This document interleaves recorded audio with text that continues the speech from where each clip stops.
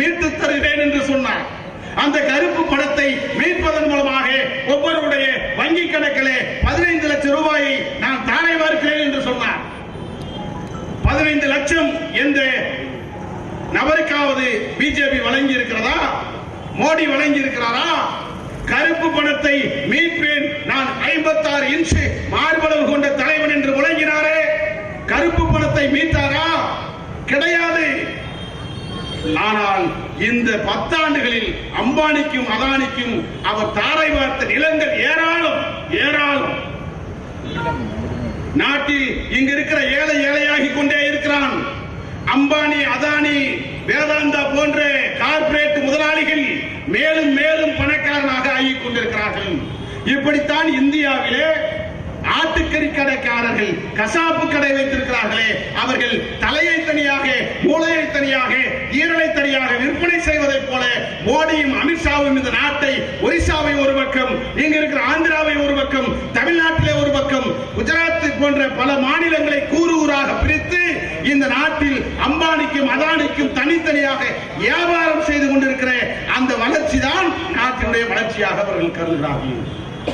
அதனுடைய வளர்ச்சியிலே ஒன்றுதான் ஆட்டை கடிச்சு மாட்டை கடிச்சு மனுஷனை கடிப்பான் சொன்னது போல இந்தியாவில் பல மாநிலங்களிலே வியாபாரம் செய்த நரேந்திர மோடி இன்றைக்கு தமிழ்நாட்டிலே மதுரையிலே இருக்கிற நாயக்கர்பட்டி என்கிற அந்த கனிம வளங்கள் அதிகமாக இருக்கிற பகுதியை நரேந்திர மோடி சர்க்கார், அமித்ஷா சர்க்கார் தமிழக அரசையே கேட்காமல், மேலூர் மக்களிடத்திலே ஒரு வாக்கெடுப்பு நடத்தாமல் கிட்டத்தட்ட 5000 ஏக்கர் என்று சொல்லுகிறார்கள். ஆனால் சொல்லுவது 5000 ஏக்கர். அவன் ஏறத்தாழ சிவகங்கை, திண்டுக்கல், மதுரை உள்ளிட்ட 3 மாவட்டங்களையும் உள்ளடக்கிய ஏறத்தாழ 20000 ஏக்கரை அவன் தயார் செய்து வைத்திருக்கிறான். ஏறத்தாழ இந்த ஏலங்களிலே 18 சுரங்கம் சம்பந்தமான திட்டங்கள் அவன் அமல்படுத்தி இருக்கிறான்.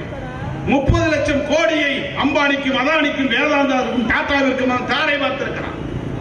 அப்படித்தான் இந்த மேலூர் பகுதியிலே டங்ஸ்டன் திட்டம் என்கிற ஒரு திட்டத்தை நடைமுறைப்படுத்தி 5000 ஏக்கர் நிலத்தை முதல் கட்டமாக அபகரிக்க அவன் ஒரு திட்டத்தை தீட்டியிருக்கிறான். டங்ஸ்டன் திட்டம் என்பது மக்களால் ஏற்றுக்கொள்ள முடியாது. இது போன்ற திட்டங்கள் நடைமுறைப்படுத்த வேண்டும் என்று சொன்னால் அரசாங்கத்திடம் அவர்கள் ஆலோசனை பெற வேண்டும், அனுமதி பெற வேண்டும், மக்களிடத்திலே கருத்து கணிப்பு நடத்த வேண்டும்.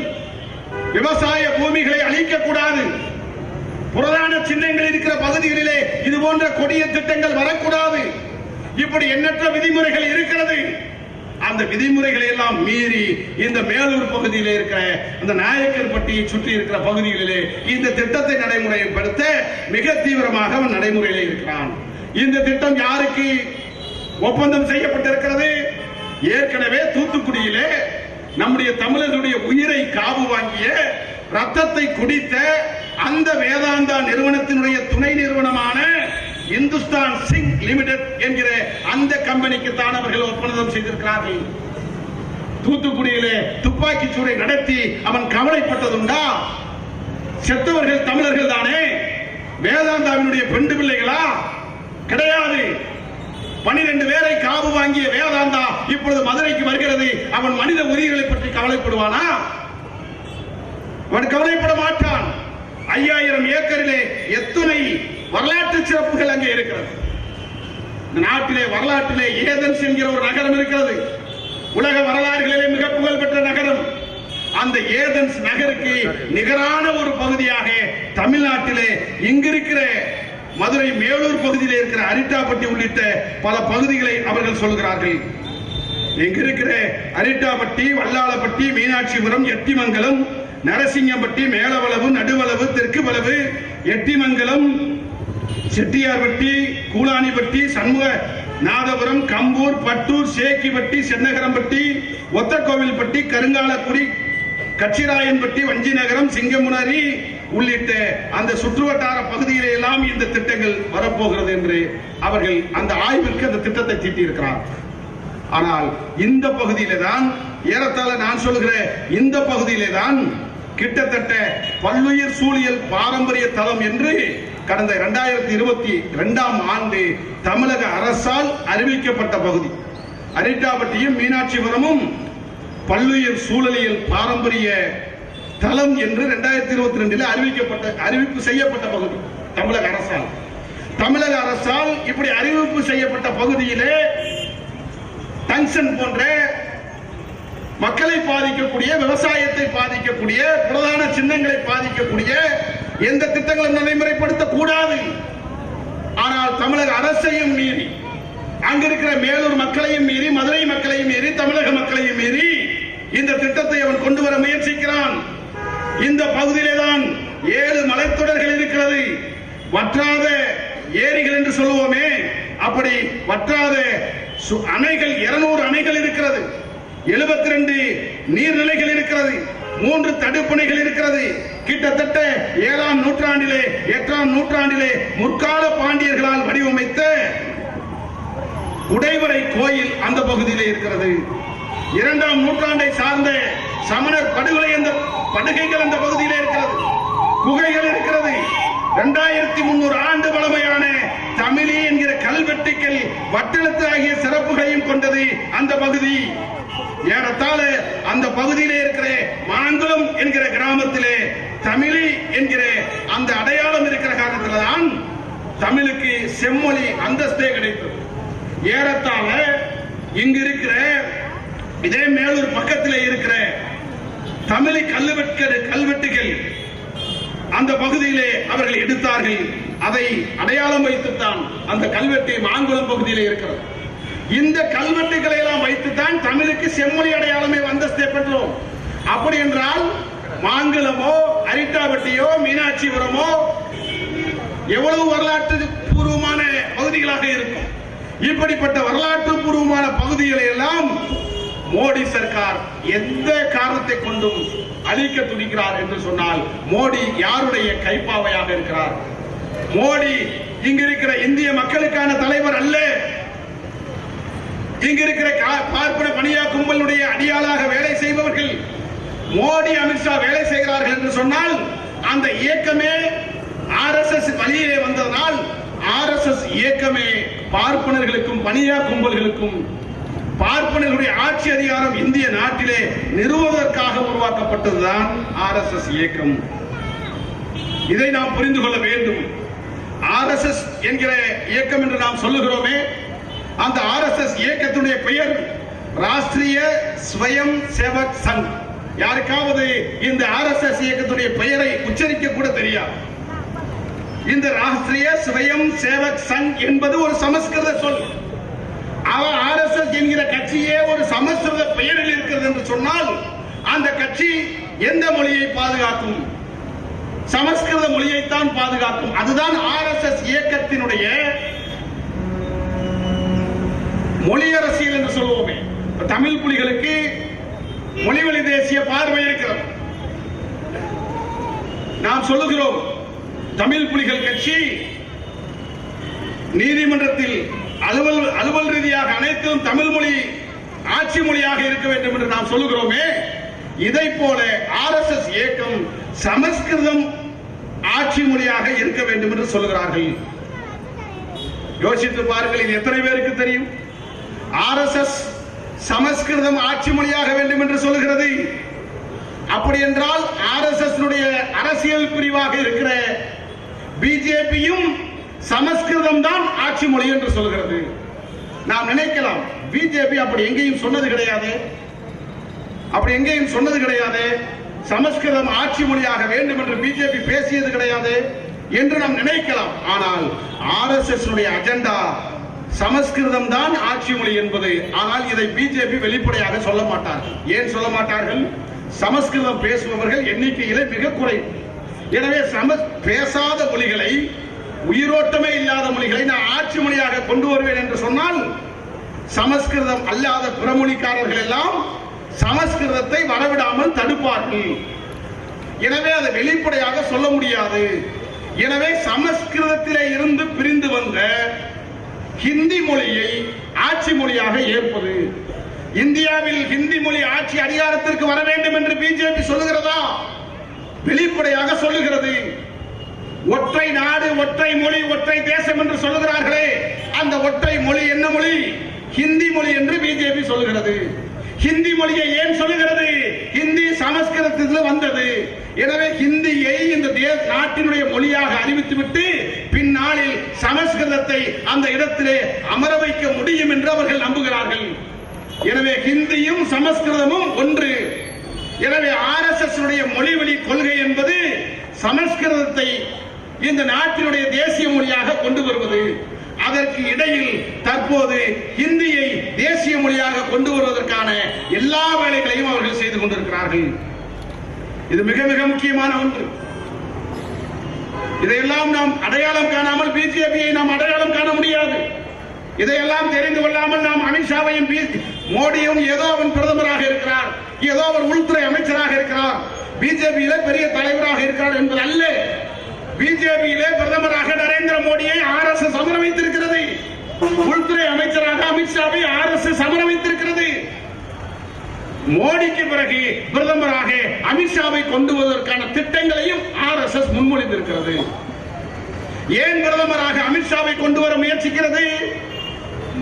மோடியை விட மிக தீவிரமாக ஹிந்தி மொழியை பிஜேபி ஆளுகிற மாநிலங்களிலே மிக தீவிரமாக நடைமுறைப்படுத்தியவர். பிஜேபி ஆளுகிற மாநிலங்களிலே இந்தியை தவிர எந்த மொழியும் தலை தூக்க முடியாது. இது வங்காளி மொழியாக இருக்கலாம், உருது மொழியாக இருக்கலாம். பிஜேபி மாநிலங்களிலே இந்தி மொழிதான் ஆட்சி மொழியாக இருக்கிறது, அலுவல் மொழியாக இருக்கிறது. இதை கொண்டு வந்தவர் அமித்ஷா. எனவே நரேந்திர மோடியை விட அமித்ஷா சமஸ்கிருதத்தை வளர்த்தெடுப்பதிலே, ஹிந்தியை கொண்டு வருவதிலே மிக தீவிரமாக இருக்கிறார். எனவே மோடிக்கு பிறகு அமித்ஷாவை பிரதமராக கொண்டு வாருங்கள் என்று RSS இயக்கம் அமித்ஷாவை பரிந்துரை செய்கிறது என்று சொன்னால் எப்படிப்பட்ட வேலைகளை அமித்ஷா செய்து கொண்டிருக்கிறார் என்பதை நாம் அடையாளம் காண வேண்டும். இந்த RSS இயக்கத்திற்கு இவ்வளவு விசுவாசமாக இருக்கிறார்களே மோடியும் அமித்ஷாவும். அப்படி என்றால் இந்த RSS இயக்கத்திற்கு மோடி எப்போதாவது தலைவராக முடியுமா? RSS இயக்கத்திற்கு அமித்ஷா தலைவராக முடியுமா? ஒருபோதும் முடியாது. மோடி பிரதமராகலாம், அமித்ஷா உள்துறை அமைச்சராகலாம், ஆனால் RSS இயக்கத்திற்கு அவர்கள் தலைவராக வர முடியாது. ஏனென்றால் மோடி பிராமணர் அல்ல, மோடி ஆரியர் அல்ல. RSS இயக்கத்தை உருவாக்கிய பிராமணர்கள் மிக தெளிவாக வைத்திருக்கிறார்கள். RSS இயக்கத்துடைய தலைமையிலே ஆரியர் அல்லாத யாரும் தலைமை தாங்க முடியாது, தலைவராக முடியாது. இன்றைக்கு டங்ஷன் திட்டத்திற்காக சாதி கடந்து மதம் கடந்து நாம் போராடி கொண்டிருக்கிறோமே, இதே மேலவளவிலே தான் நீ MLA-வாக வா, முதலமைச்சராக கூட வா, ஆனா பஞ்சாயத்து தலைவராக ஒரு பறையன் வரக்கூடாது என்று வெட்டி வீழ்த்தினார்கள் அல்லவா? அதை போலத்தான் அமித்ஷாவே நீ பிரதமராக கூட வா, RSS இயக்கத்திற்கு தலைவராக வர முடியாது என்று அந்த RSS இயக்கத்துடைய அஜெண்டா அப்படி இருக்கிறது. இந்த RSS இயக்கத்திற்கு ஒரு சட்டம் இருக்கிறது. இந்த RSS இயக்கத்திற்கு ஒரு வழிகாட்டும் நெறிமுறைகள் இருக்கிறது. எப்படி தமிழ் புலிகள் கட்சிக்கு ஒரு சட்டம் இருக்கிறதோ, தமிழ் புலிகள் கட்சிக்கு அம்பேத்கர், பெரியார், காரல் மார்க்ஸ், பிரபாகரன் போன்ற தலைவர்களுடைய வழிமுறைகள் நெறிமுறைகளாக இருக்கிறதோ, அதை போல RSS-ற்கும் ஒரு சட்டம் இருக்கிறது, நெறிமுறைகள் இருக்கிறது. RSS சட்டம் என்ன? இந்து தர்மம் மற்றும் சமஸ்கிருத அடிப்படையில், இந்து தர்மம் மற்றும் சமஸ்கிருத அடிப்படையில் இந்துக்களுக்கு எழுச்சியூட்டி இளைய ரத்தத்தை அவர்களிடத்திலே பாய்ச்ச வேண்டும். இளைஞர்களை அரசியல்படுத்த வேண்டும். எந்த அடிப்படையிலே? இந்து மதம் மற்றும் சமஸ்கிருத சிந்தனையின் அடிப்படையிலே இளைஞர்களை உருவாக்க வேண்டும் என்று RSS விதிகளை வைத்திருக்கிறார்கள். RSS இயக்கத்தை பற்றி நாம் அறிந்து கொள்ளாமல் பாரதிய ஜனதா கட்சியை நாம் வீழ்த்த முடியாது. எப்படி RSS-க்கு பிராமணர்கள் அல்லாதவர்கள் தலைவராக முடியாதோ, அதை போல RSS-க்கு ஒரு சட்டம் இருக்கிறதோ, அதை போல இந்த RSS-க்கு ஒரு நெறிமுறைகள் இருக்கிறது. அந்த நெறிமுறைகளை பற்றி ஏதோ தமிழ் புலிகள் கட்சி சொல்றாங்க, ஏதோ திக கட்சிக்காரங்க சொல்றாங்க, பெரியார் கட்சிக்காரங்க சொல்றாங்க என்பதாக நாம் எண்ணிவிட முடியாது. எனக்கும் RSS-க்கும் என்ன பகை? என்னுடைய மாமனா, மச்சானா, அண்ணனா, தம்பியா ஒண்ணு கிடையாது. RSS என்னுடைய கொள்கை வழி பகைவன். RSS உடைய அஜெண்டாவாக இருக்கிற பிஜேபி என்னுடைய கொள்கை வழி பகைவன். கொள்கை வழி பகைவன் என்றால் அவன் கொள்கை என்ன, என் கொள்கை என்ன என்பதை இந்த மக்களுக்கு அரசியல்படுத்த வேண்டிய கடமை எனக்கு இருக்கிறது. என்னுடைய கொள்கை, எனக்கு ஒரு சட்டம் இருக்கிறது, நெறிமுறைகள் இருக்கிறது. அந்த நெறிமுறைகளிலே யாவரும் இந்த கட்சிக்கு தலைமை தாங்கலாம்.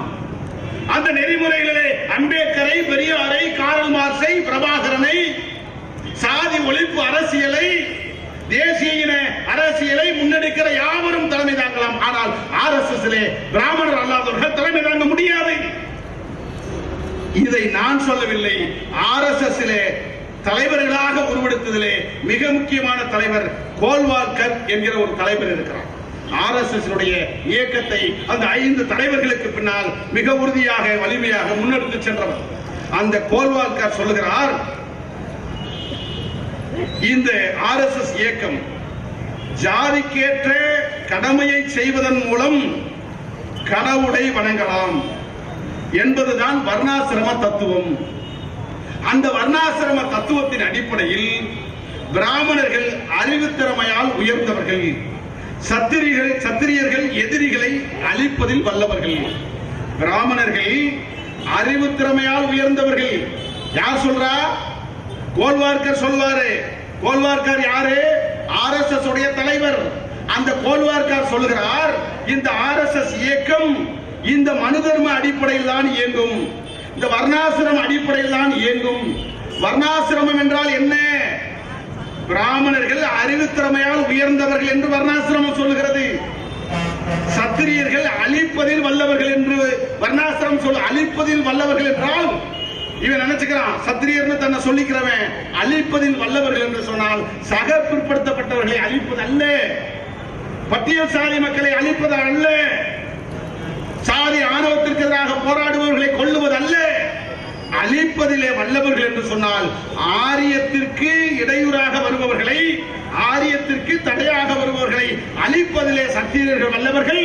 எனவே ஆரியத்தை பாதுகாக்க படைக்கப்பட்டவர்கள் சத்திரியர்கள். யார் சொல்றா? மனு தர்மம் சொல்கிறது.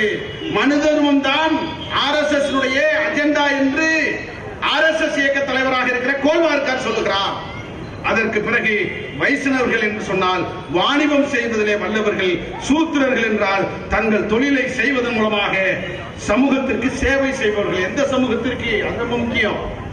சூத்திரர்கள் பார்ப்பன சமூகத்திற்கு, ஆரிய சமுதாயத்திற்கு சேவை செய்பவர்கள் என்று. இதில் எந்த இழிவும் கிடையாது. இதை பின்பற்ற வேண்டும் என்று மனு தர்மம் சொல்லுகிறது. அந்த மனு தர்மம் தான் எங்களுடைய சட்ட நூலாக இருக்கிறது என்று கோல்வார்கர் மிக தெளிவாக இங்கே பேசியிருக்கிறார். அந்த RSSக்கு எப்படி நமக்கு அம்பேத்கர், பெரியார் வழிகாட்டும் நெறிமுறைகளாக இருக்கிறார்களோ அதை போல RSSற்கு அர்த்த சாஸ்திரமும் மனு தர்ம சட்டமும் தான் நெறிமுறையாக இருக்கிறது. அர்த்த சாஸ்திரத்துல தான் எப்படி சூழ்ச்சி செய்யணும், எப்படி ஆட்சி அதிகாரத்தை விட்டு கொடுக்காம நம்ம இருக்கணும் என்பது போன்ற அந்த தத்துவங்கள் எல்லாம், கோட்பாடுகள் எல்லாம் அர்த்த சாஸ்திரத்தில் தான் அவர்கள் வைத்திருக்கிறார்கள். எனவே எப்படி சூழ்ச்சி செய்வது என்பதை தெரிந்து கொள்ள வேண்டும் என்று சொன்னால் எங்களுக்கு RSS இயக்கத்தை சார்ந்த எங்களுக்கு அர்த்த சாஸ்திரம் வழிகாட்டுகிறது. இந்த RSS இயக்கத்திற்காரர்களுக்கு பெண்களை எப்படி வைத்திருக்க வேண்டும் என்று எங்களுக்கு மனு தர்மம் சட்டம் சொல்கிறது. சூத்திரர்களை எவ்வாறு வைத்திருக்க வேண்டும் என்று மனு தர்ம சட்டம் எங்களுக்கு சொல்லுகிறது. அதுதான் எங்களுடைய நெறிமுறைகள் என்று RSS இயக்கம் வைத்திருக்கிறது. இது ரொம்ப மிக முக்கியமான ஒன்று. இப்படிப்பட்ட இந்த மனு தர்ம சாஸ்திரத்தின் அடிப்படையிலே உருவாக்கப்பட்டதுதான் RSS இயக்கம்.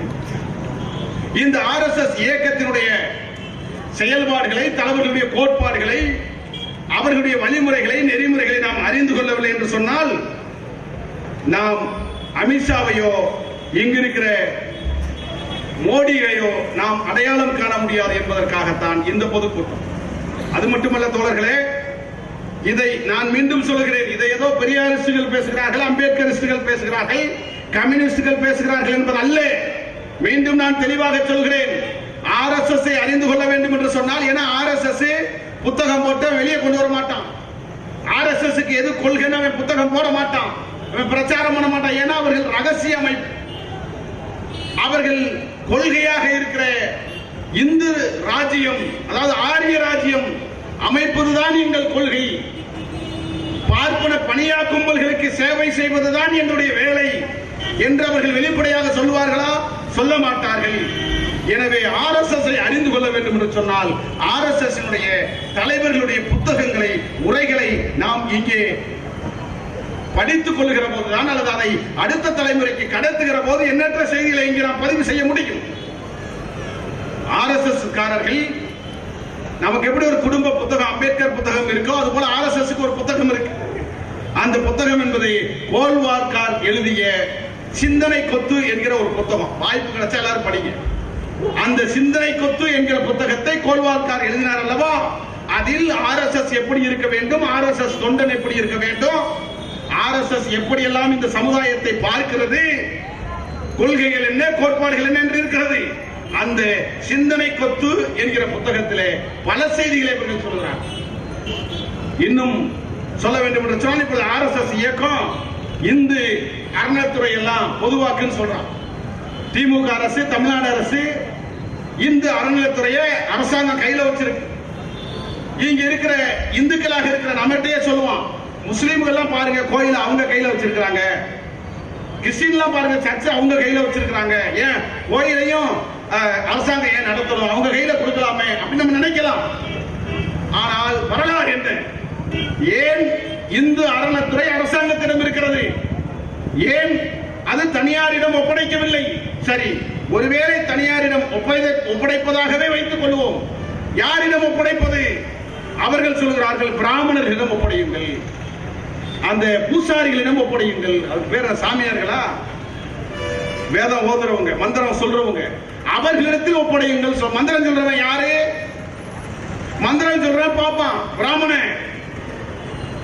சரி, கோயில தனியாருக்கு கொடுக்கலாம்னா ஒரு பிற்படுத்தப்பட்டவனுக்கு தர முடியாது, ஒரு பட்டியல் சாதிக்காரன் கையில கொடுக்க முடியாது, அத குருக்கள் கையில தான் கொடுக்கணும். அந்த குருக்கள் யாரு? பிராமணன். எனவே கோயில் சொத்துக்களை குருக்களிடம் கொடுங்கள். இப்ப புரியுதா ஏன் கோயில்ல அனைத்து சாதிக்காரனும் அர்ச்சகராக விட மாட்டேங்கிறான்? இதனாலதான் அனைத்து சாதிக்காரனும் அர்ச்சகராக வரக்கூடாது. வந்தால் கோயில்களிலே கிடைக்கிற வருமானங்கள் எல்லாம், கோயில்களில் நடக்கிற அசிங்கங்கள் எல்லாம் வெளியே தெரிந்துவிடும், வருமானங்கள் எல்லாம் அவன் கையிலே போய்விடும் என்று அந்த கருவறைக்குள்ளே யாரையும் வராமல் கவனமாக பார்த்துக் கொள்கிறார். அதனால்தான் குருக்கள் மட்டுமே அர்ச்சகராக வர வேண்டும். அவர்களுக்கு ஒரு ஆகம விதிமுறை இருக்கிறது. அதன் அடிப்படையில் தான் அர்ச்சகராக முடியும் என்று அவன் சொல்லுகிறான்.